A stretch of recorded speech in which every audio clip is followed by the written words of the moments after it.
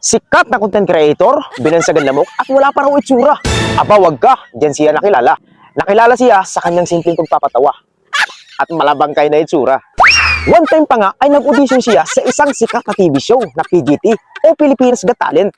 Doon niya ibinandera ang mukhang lamok at malabangkay niyang itsura. Yun nga lang, hindi siya trip ng masa. Simula noon ay naging matunog ang pangalan niya.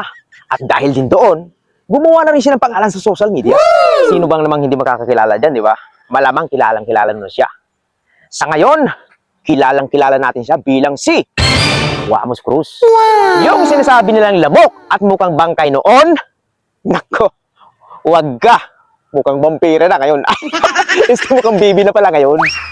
O, sa mga nalalaki kay Wamos Cruz noon, i-message nyo na siya ngayon. Malay nyo, bigyan pa kayo ng ayuda. Goyo, paano bago ni Wamos Cruz ang kanyang itsura? Yun. Boss Goyo, ano na? Boss Goyo, ano na? Well, ang totoo, wala naman talagang nabago sa kanyang itsura. Iyon at yun pa rin. At kung may nabago man sa kanya, yung medyo tumaba siya. Malay natin, nag-vitamin siya, diba? Yung nakakataba, yung tiki-tiki. Alam mali, hindi yata tiki-tiki yun. Pigrulak yata yun. Kaya tingin mo yung pagkakataba niya, ang kinis. Pidrulak pala yun. Bakit ba hindi ata yung pre? Mukhang ano yung pre yung ano nun. Hindi rin tiki-tiki, hindi rin pidrulak. Bitrasin. Alam mo nga ano, Betrasin nga pala yun.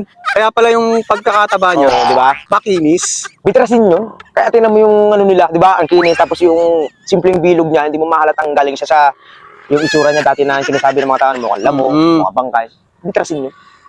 Samantala, para malaman ang trivia sa likod ng viral at kalokohang mga balita, i-post o i-comment lang, #Boss Goyo, ano na.